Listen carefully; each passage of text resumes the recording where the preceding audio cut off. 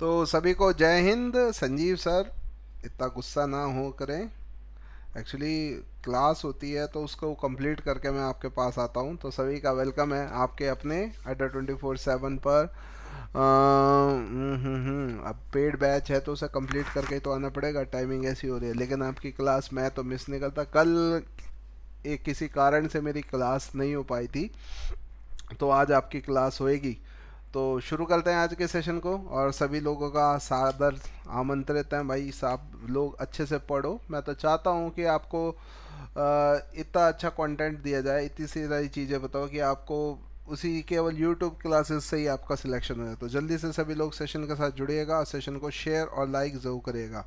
Okay. And maths वगैरह की class आपकी दोबारा हो जाएंगी शुरू। एक्चुअली सभी जो आपकी रिस्पेक्टेड फैकल्टीज़ हैं ना बिज़ी होंगी, इसी वजह से नहीं, कल मेरी क्लास क्यों नहीं हुई, क्योंकि ना क्या साफ बोलो सुरक्षित, ये ना टॉपिक फिल करने होता है। मैं क्या पढ़ाना उसका फिर एक इमेज वाला बनता है, तो वो मैंने आज के में भर दिया था, कल वाला वो मेरे से स्किप हो गया था। तो चलिए शुरू करते हैं आज के सेशन को। तो इंडियन ज्योग्राफी पे बेस्ड है ये। इंडियन ज्योग्राफी जीके के सेक्शन में आपका आता है। और आपका चाहे टेक्निकल पोस्ट हो, जूनियर मैनेजर हो, एग्जीक्यूटिव एंड जूनियर एग्जीक्यूटिव के लिए तो इम्पोर्टेंट है ही। ओके। हाँ। ओके। बिल्कुल।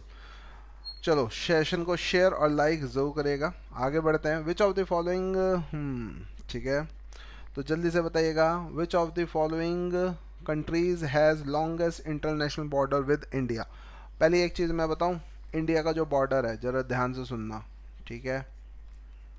इंडिया हमारा प्यारा देश, लेकिन अभी बहुत मुश्किल हालात से गुजर रहा है, इसमें हम सबको ही इसे निकल सकते हैं। इंडिया के अगर लैंड बॉर्डर की मैं बात करूं, यानी लैंड बॉर्डर, तो इंडिया का जो लैंड बॉर्डर है ना वो 15,200 किलोमीटर्स है। और इंडिया का अगर कोस्टल बाउंड्री की बात बताऊं तो कोस्टल यानी जो सी कोस्ट है इंडिया का, वो आपका 7,516 किलोमीटर्स है। इंडिया 7 कंट्रीज़ के साथ लैंड बॉर्डर बनाता है और 3 कंट्रीज़ के साथ आपका कोस्टल बॉर्डर बनाता है। तो आपका बांग्लादेश के साथ इंडिया का, ठीक है, बांग्लादेश के साथ इंडिया की सबसे लंबी कोस्टल बाउंड्री है जो 4096 किलोमीटर है। कितनी है? 4096। इंडिया के 5 स्टेट्स जो है कोस्टल बाउंड्री बनाते हैं किसके साथ? आप सॉरी, इंडिया के 5 स्टेट्स आपका बाउंड्री बनाते हैं किसके साथ? आपका बांग्लादेश के साथ। वो कौन कौन से है? वेस्ट बंगाल, आपका आसाम, मेघालय, और आपका त्रिपुरा। त्रिपुरा तो ऐसा है जिसके तीनों तरफ इंटरनेशनल बॉर्डर है, त्रिपुरा एंड मिजोरम, ठीक है। तो ये आपके क्या हैं? 5 स्टेट्स हैं जो बाउंड्री बनाते हैं। तो ऑप्शन नंबर सी, ठीक है। फिर आपका जो सेकंड लार्जेस्ट बॉर्डर है, सेकंड लॉन्गेस्ट, वो हमारा चाइना के साथ है, 3,348 किलोमीटर्स। पाकिस्तान के साथ 3,318 किलोमीटर्स, या कई जगह 2,900 किलोमीटर्स है। क्योंकि अगर हम पूरा पीओके को अपना माने तो 3,318 किलोमीटर्स है, और पीओके को हटा दे तो 2,900 किलोमीटर्स है। म्यांमार के साथ हमारा 643 किलोमीटर्स है, ठीक है। ओके। और सेशन को शेयर और लाइक जरूर करेगा। ओके, तो सभी का वेलकम है। ओके, हाय मिस्टर हैकर। अगला क्वेश्चन आपकी स्क्रीन पे ये रहा। विच of the following union territories is largest in size? Okay, तो लार्जेस्ट, देखो अगर आप मैं बात करें तो लार्जेस्ट यूनियन टेरिटरी जो इंडिया की है इस वक्त, लार्जेस्ट यूनियन टेरिटरी तो वो है Ladakh. Ladakh is the largest union territory. और अगर मैं आपसे पूछूं स्मॉलेस्ट यूनियन टेरिटरी कौन सी है, ओके, स्मॉलेस्ट यूनियन टेरिटरी कौन सी है, तो स्मॉलेस्ट यूनियन टेरिटरी आपकी कौन सी है? आपकी स्मॉलेस्ट यूनियन टेरिटरी आपकी कौन सी पड़ती है? आपकी दीव, ठीक है। स्मॉलेस्ट यूनियन टेरिटरी आपकी कौन सी पड़ती है? दीव पड़ती है। तो आपको इस ऑप्शन में देख के बताना कि इसमें से लार्जेस्ट यूनियन टेरिटरी कौन सी इंडिया की, अंडमान निकोबार, पुदुचेरी, दमन एंड दीव, या चंडीगढ़, ठीक है। ऑप्शन के अकॉर्डिंग बताइएगा। ऑप्शन के अकॉर्डिंग बताओ कि लार्जेस्ट यूनियन टेरिटरी। तो अगर जब तक लद्दाख यूनियन टेरिटरी नहीं बनी थी तो लार्जेस्ट यूनियन टेरिटरी आपका अंडमान और निकोबार आइलैंड ग्रुप्स होती थी। तो इस क्वेश्चन के अनुसार आपका लार्जेस्ट यूनियन टेरिटरी कौन सी है? Andaman and Nicobar island group. Okay, smallest Daman and Diu है, उसमें दीव सबसे छोटी है, और दीव जो है ना पूरी तरीके से सोलर एनर्जी पावर्ड है, एक छोटा सा ही तो आइलैंड है।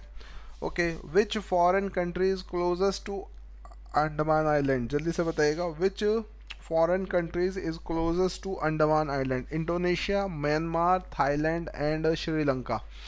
वो इस क्वेश्चन का आंसर क्या होगा? और ध्यान से क्वेश्चन को पढ़ के ध्यान से दीजिएगा। Okay, which of the following countries is closest to, बिल्कुल, which of the following foreign countries is closest to Andaman island? Indonesia, Myanmar, Thailand.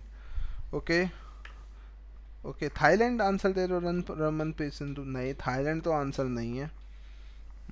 जल्दी से बताओ इस क्वेश्चन का आंसर। अंडमान निकोबार। देखो, अगर इंडिया का छोटू सा मैप बनाया जाए, ठीक है, और आपको समझाने की कोशिश की जाए, तो इंडिया का जो यहाँ पे ना थोड़ा क्वेश्चन में टेक्निकल चेंज है। वो क्वेश्चन में टेक्निकल चेंज क्या है ज़रा देखेंगे अभी हम। ये इंडिया का मैप है, इधर आप जानते हो ये इधर इधर ये म्यांमार है, this is Myanmar. Andaman island ऐसे हैं, ठीक है, अंडमान आइलैंड ग्रुप ऐसे हैं, और यहाँ पर आपका ये इंडोनेशिया पड़ता है, दिस इज़ इंडोनेशिया। लेकिन यहाँ पे मैंने अंडमान निकोबार वर्ड यूज़ नहीं करा है, यहाँ मैंने केवल अंडमान आइलैंड यूज़ करा है। तो अंडमान आइलैंड के कौन होगा? आपका म्यांमार होगा ना। अंडमान के निकट आपका कौन सा होगा? म्यांमार। लोकेश नागर को जय श्री राम सर, ठीक है। ओके, तो जल्दी से बताइएगा इस क्वेश्चन का answer option number B. Myanmar की जो है, म्यांमार में अभी वो हुआ है, क्या कहते हैं, मिलिट्री कूप हुआ है ना फरवरी के महीने में, इस चीज़ का ध्यान रखिएगा। आगे बढ़ते हैं अगले क्वेश्चन की ओर। अगला क्वेश्चन आपकी स्क्रीन पे ये रहा। डोडा बेटा पीक आपकी कौन सी कहाँ की सबसे ऊंची चोटी है?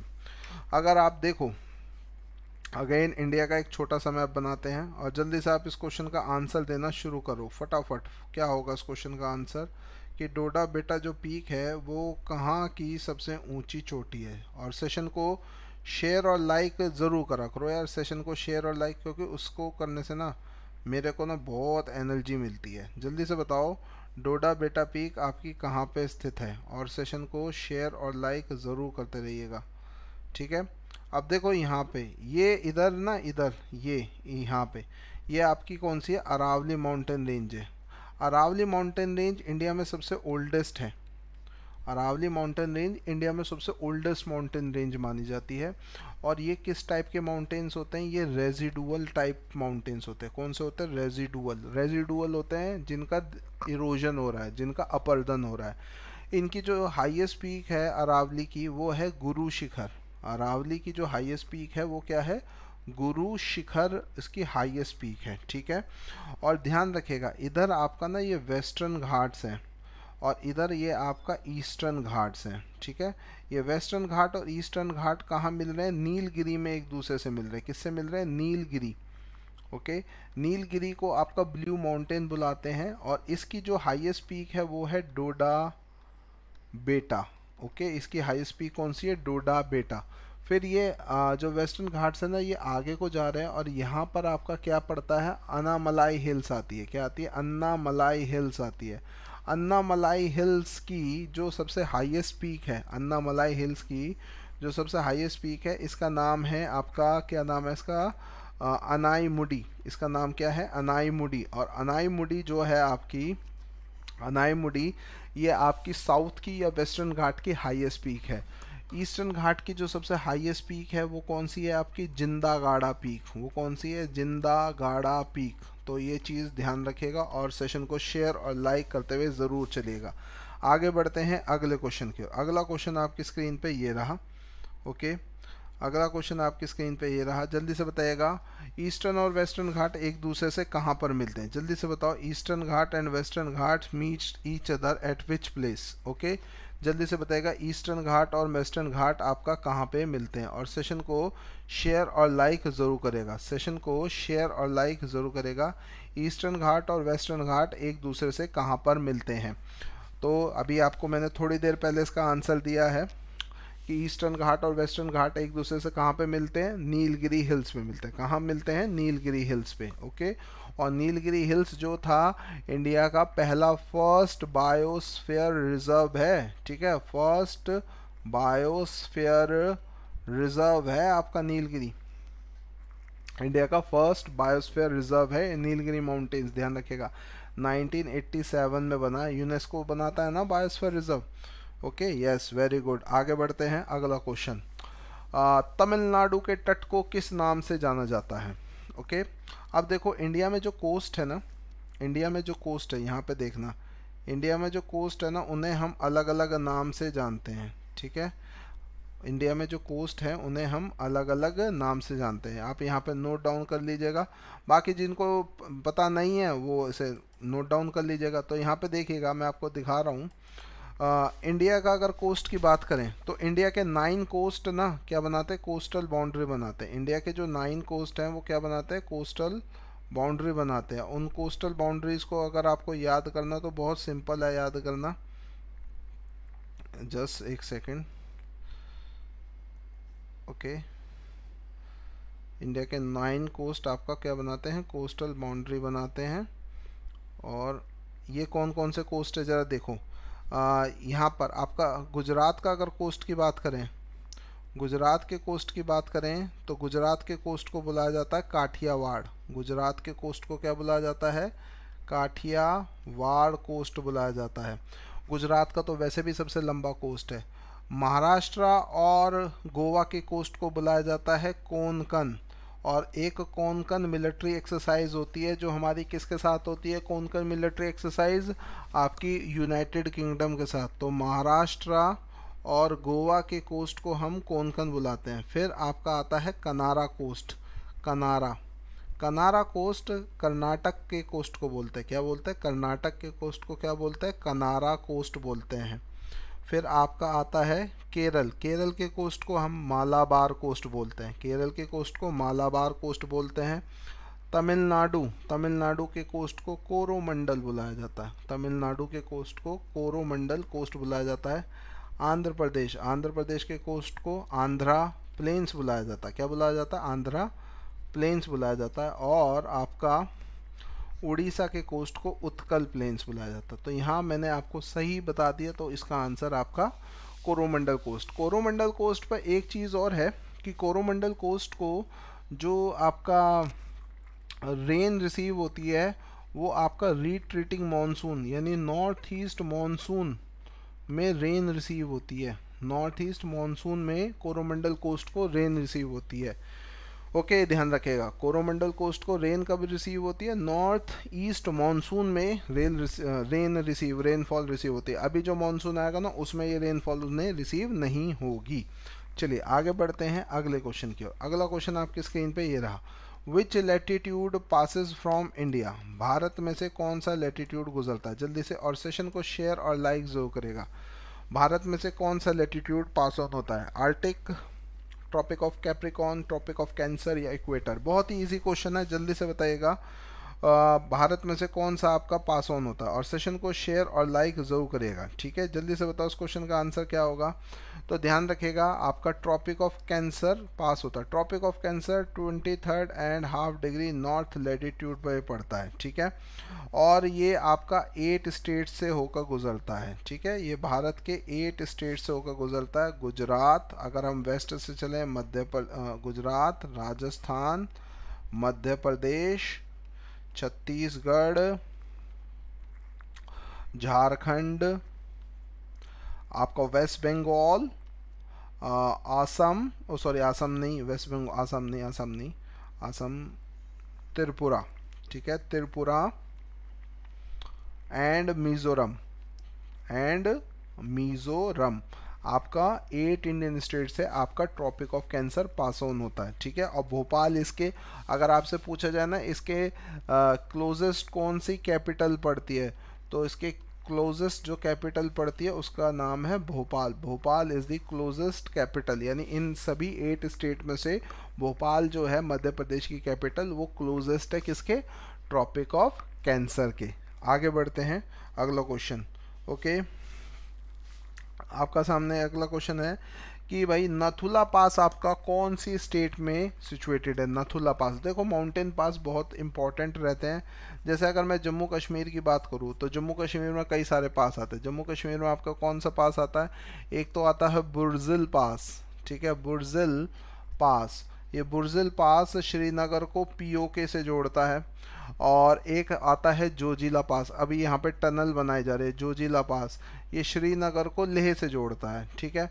फिर उसी तरीके से हिमाचल प्रदेश में पास आता है, हिमाचल प्रदेश में रोहतांग पास आता है जहाँ पे अटल टनल बनाई गई है, रोहतांग पास। ओके, फिर आपका शीप किला पास आता है। शीप किला पास से पता क्या है, सतलुज रिवर एंटर करती है इंडिया में। और एक बड़ा लाछाला पास है। बड़ा लाछाला पास जो है आपका यहाँ, ये क्या करता है, लेह को हिमाचल प्रदेश से जोड़ता है या लद्दाख को हिमाचल प्रदेश से जोड़ता है। उत्तराखंड, उत्तराखंड में भी बहुत इंपॉर्टेंट माउंटेन पास है। सबसे पहले आता है नीति पास, ठीक है, फिर आपका माना पास, एंड देन आपका क्या आता है, लीपू लेक पास। ये पिछले साल आपका काफ़ी न्यूज़ में था, लीपू लेक पास। लीपू लेक पास जो है कैलाश मानसरोवर यात्रा के लिए रास्ता होता है, नेचुरल। ओके, और सिक्किम में आपके ना 3 पास हैं, वैसे तो बहुत पास है लेकिन 3 पास हैं। सबसे पहले तो नाथुला तो है ही, नाथुला पास जो है आपका सिक्किम से कनेक्ट करता है। झेलेपला पास, ये तिब्बत की राजधानी होती थी लहासा, उससे कनेक्ट करता है झिलेपला। और एक नाकुला पास भी है। नाकुला पास लास्ट ईयर में आया था कि एक इंडियन आर्मी के सिख जट सोल्जर ने किसको मुक्का मार दिया था, चाइनीज आर्मी के कर्नल को। तो सिक्किम इसका आंसर है। ओके, ऑप्शन नंबर सी इसका राइट आंसर है।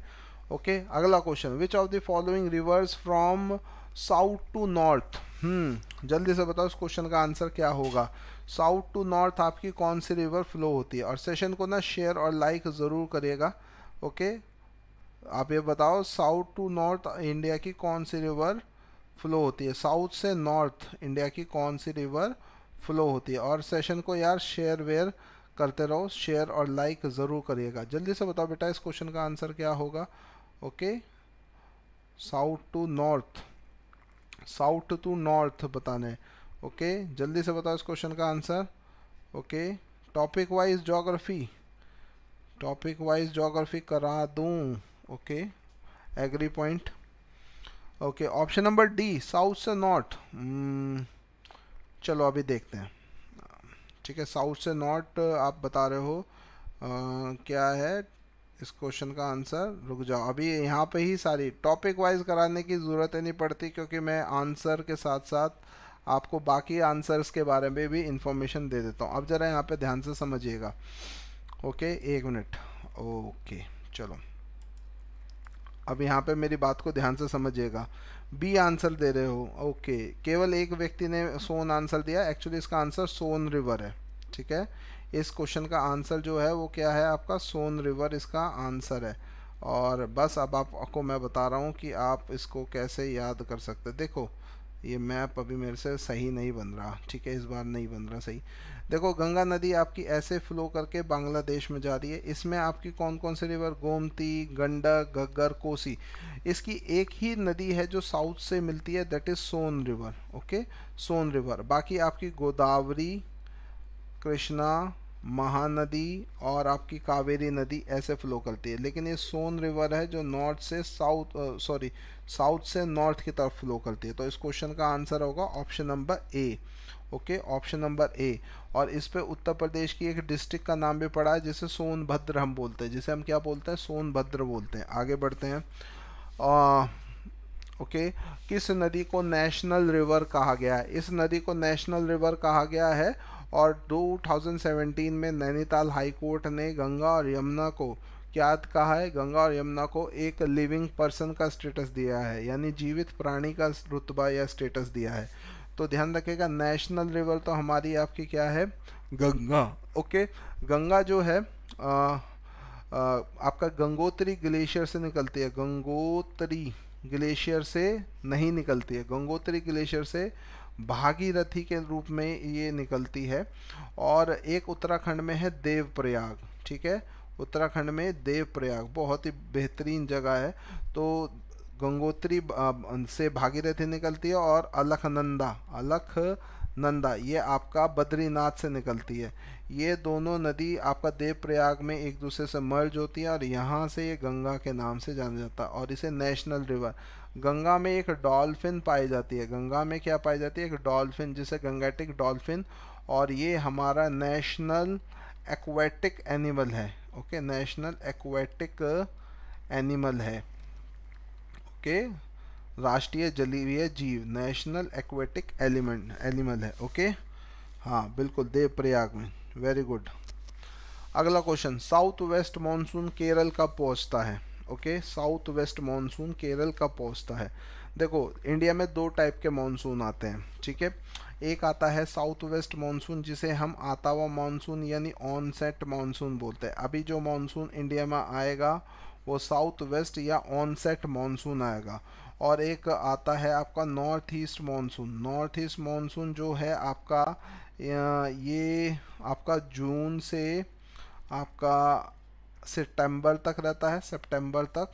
और ये आपका नॉर्थ ईस्ट मानसून नवंबर से दिसंबर तक, इसे रिट्रीटिंग मानसून बोलते हैं। ये आपका कोरोमंडल कोस्ट पे बारिश करता है, यानी तमिलनाडु में, चेन्नई में बारिश होती है। और ये आपका लास्ट ऑफ जून में आ जाता है। किस में आ जाता है? वैसे तो जून के पहले हफ्ते में आ जाता है, जून में, लेकिन प्रॉपर पूरा फैल जाता है।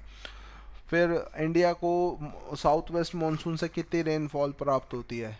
Okay, 80 to 90%, 50 to 55%, 100%, 75%। तो बताओ इस क्वेश्चन का आंसर क्या होगा? और सेशन को लाइक और शेयर जरूर करेगा।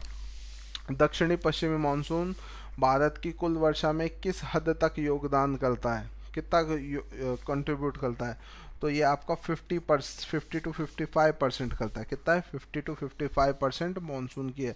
इंडिया की जो क्लाइमेट है ना, वो मानसून का क्लाइमेट है, क्योंकि हमारा जो एग्रीकल्चर है वो बहुत इस पर रहता है।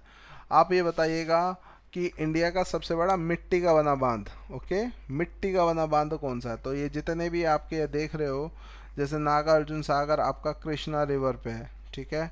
और आपका ये सरदार सरोवर डैम आपका नर्मदा नदी पे है, ठीक है। तुंगभद्रा डैम तुंगभद्रा नदी पे है। लेकिन ये बानासुरा सागर डैम ये आपका किस पे है? काबिनी रिवर पे। और ये भारत का सबसे बड़ा मिट्टी में बना बांध है। ओके, भारत का सबसे बड़ा मिट्टी का बना, यानी मिट्टी से बना रखा है ये बांध। ओके, ऑप्शन नंबर डी इसका राइट आंसर है। भारत और म्यांमार के बीच जल विभाजक का काम कौन सी पहाड़ी करती है? गारो खासी जयंतिया। ये गारो खासी जयंतिया जो हिल्स हैं ये तो मेघालय में पड़ती हैं, ठीक है। ये किस में पड़ती हैं? मेघालय में पड़ती है। और अगर आपको इंडिया का मैप पता हो, अगर आपको नॉर्थ ईस्ट इंडिया का मैप पता हो, तो आप देखोगे मेघालय तो आपका बांग्लादेश से टच करता है और आसाम के साइड में, तो यानी गारो खासी जयंती तो टच करेंगी नहीं। ये एक्चुअली करती है Naga hills, Mizo hills, Manipuri hills. Option में यहाँ पे नागा हिल्स है, तो ऑप्शन नंबर ए। ओके, वो हाँ, मैं यही सोच रहा था। मैंने कहा यार कोई भी DSCCL की क्लास, लेकिन डोंट वरी, मैं प्रॉमिस करता हूँ एग्ज़ाम अब एटलीस्ट 1-2 महीने तो मैं आपकी क्लास कराऊंगा। आगे पता नहीं जब तक राम राखी, लेकिन हाँ जुलाई तक तो आपकी मैं क्लासेस कराऊंगा ही। ओके, तो इस क्वेश्चन का आंसर ऑप्शन नंबर ए होगा। लेकिन आप लोग आया करें, अगर आप नहीं आओगे ना तो फिर मेरे को बहुत बुरा बुरा सा लगेगा। तो आपको ये मैंने बता दिया कि गुरु शिखर और अनाईमुडी, ओके, ये किसकी हाईएस्ट पीक है? महेंद्रगिरी उड़ीसा में पड़ता है। ओके, महेंद्रगिरी उड़ीसा में पड़ता है। इसका आंसर है Dhupgarh. Dhupgarh is the highest point of Satpura mountain ranges. Okay, Dhupgarh is the highest point of Satpura mountain ranges. Okay, अगला क्वेश्चन आप किसके? निम्नलिखित में से कौन सा चक्रवात मानसून के कारण खतरा होता है? अब ये चक्रवात जो आएगा तो आपका ऑब्वियसली कहाँ पर आता है? सबसे ज़्यादा चक्रवात आता है हमारे बे ऑफ बंगाल में। अभी तो वो ताउते आया है, तो अरेबियन सी देखा ना दिल्ली में कितनी बारिश हो रही थी। तो पंजाब और हरियाणा और बिहार और आसाम। अब ये जो साइक्लोन है, साइक्लोन आपका केवल किस में आता है? बे ऑफ बंगाल में आता है, ठीक है। बे ऑफ बंगाल में जो आता है उसे हम साइक्लोन बोलते हैं। ताउते के साथ आपने साइक्लोन नहीं वर्ड यूज़ नहीं हुआ होगा, उसके आगे स्टॉर्म तूफान शुरू होगा। तो आंध्र प्रदेश और उड़ीसा, आंध्र प्रदेश और उड़ीसा में होता है। किसमें? आंध्र प्रदेश और उड़ीसा। चलो वेरी गुड, आगे बढ़ते हैं। नमदफा ये लार्जेस्ट पार्क है आपका नॉर्थ ईस्ट रीजन में, ठीक है। नॉर्थ ईस्ट यानी उत्तर पूर्व।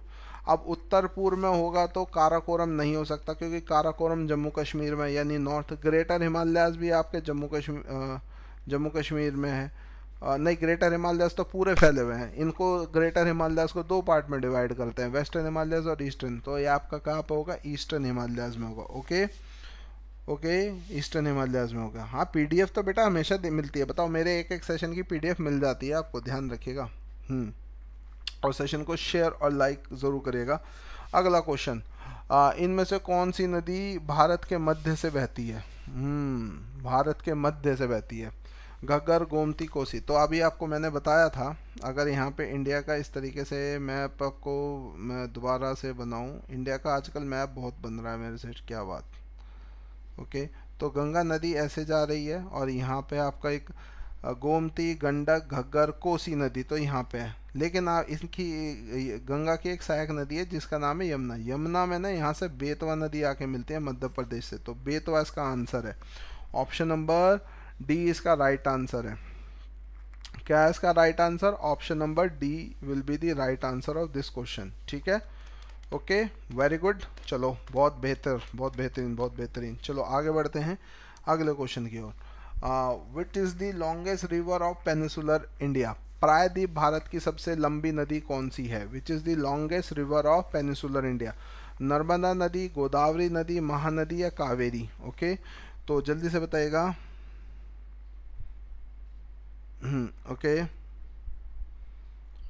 ओके, जल्दी से बताओ इस क्वेश्चन का आंसर। अरे सर जी, मैथ मैं तो नहीं पढ़ाता ना, तो मैं क्यों बताऊं, मैं कैसे बता सकता हूँ? नहीं होती।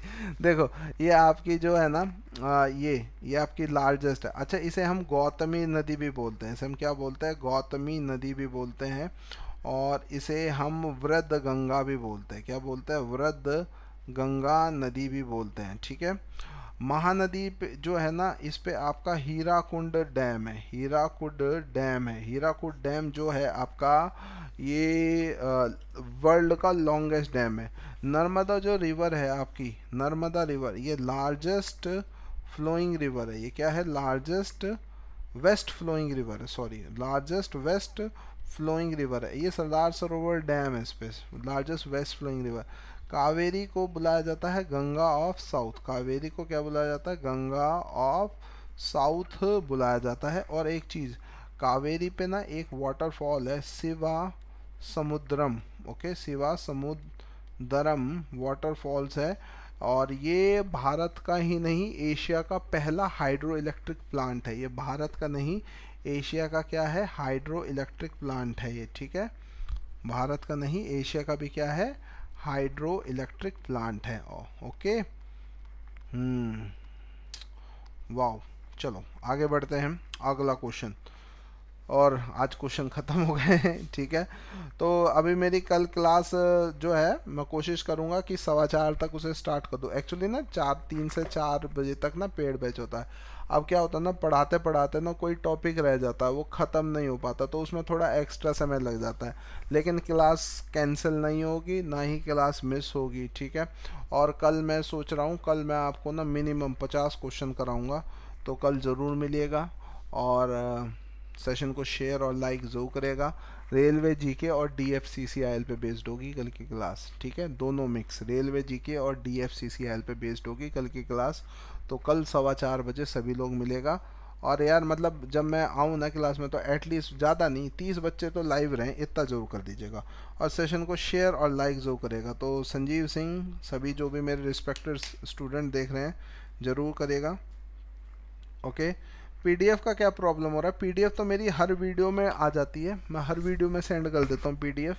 बाकी अगर किसी को चाहिए तो फिर मेरा टेलीग्राम चैनल है, वो मैं ओके ओके ओके ओके, चलो बिल्कुल। और क्या पक्का बताऊँ भाई साहब? आपको तो नितिन शर्मा, आपको तो पक्का बता हुआ है। अच्छा, ओके, पक्की बात सर। ओके, पीडीएफ का अगर किसी को पीडीएफ का इशू हो रहा है, तो ये भाई मेरा टेलीग्राम चैनल है, इस पर मैं पीडीएफ अभी पोस्ट कर देता हूँ। वैसे यहाँ पे आपको मिल जाती है पीडीएफ, क्योंकि मैं सेंड कर देता हूँ। ठीक है, ओके। रॉन्ग डाउनलोड हो रही है, मेरे वाले वीडियो में भी रॉन्ग डाउनलोड हो रही है। मेरी क्लास कल 4:15 बजे होगी, ठीक है। ओके, चलो ध्यान रखूंगा इस चीज़ का, मैं उसे भी चेक कर लूँगा। ओके, आप बाकी नहीं तो आप इस टेलीग्राम पे ले लीजिएगा। तब तक के लिए मेरी तरफ से सभी को जय हिंद, जय Bharat, God bless you all. और ध्यान रखिएगा, अड्डा 24/7 पर 77% डिस्काउंट चल रहा है अगर आप कैपिटल U191 को यूज़ करेंगे। और हाँ, एक इम्पॉर्टेंट इन्फॉर्मेशन तो देना भूल गया, रुको रुको रुको रुको, ये मतलब ये बहुत इम्पोर्टेंट इन्फॉर्मेशन तो देना, एक मिनट रुक जाओ ज़रा। आपका ना 23 मई और 22 मई और 23 मई को आपका वो करा रहे हैं हम फ्री मॉक टेस्ट अड्डा 24/7 की ऐप पर। अड्डा 24/7 की ऐप पर DFCCIL के लिए फ्री मॉक टेस्ट करा रहे हैं, तो उसे आप ज़रूर देखिएगा, वो बहुत ज़रूरी है, आप उसको ज़रूर करिएगा और सेशन को शेयर और लाइक ज़रूर करेगा। बाकी अड्डा 24/7 पर 77% ऑफ चल रहा है, ठीक है। और ये DFCCIL का 18 मई से बैच शुरू हुआ, तो अगर आप इन बैचेस को ज्वाइन करना चाहते हो तो आपकी श्रद्धा है, यूट्यूब पे पढ़ना चाहते हो तो आपको मैं पढ़ा ही रहा हूँ। और कैपिटल U191 डिस्काउंट कोड को यूज़ करके आपको 77% ऑफ मिल जाएगा। और सेशन को शेयर और लाइक ज़रूर करेगा। मैं ओके, एक ही जैसे डाउनलोड हो रहा है तो मैं इसको ध्यान रखूँगा कि एक जैसे डाउनलोड ना हो। मैं मिलता हूँ कल आपसे 4:15 PM पे, तब तक के लिए जय हिंद, जय भारत, बाय बाय।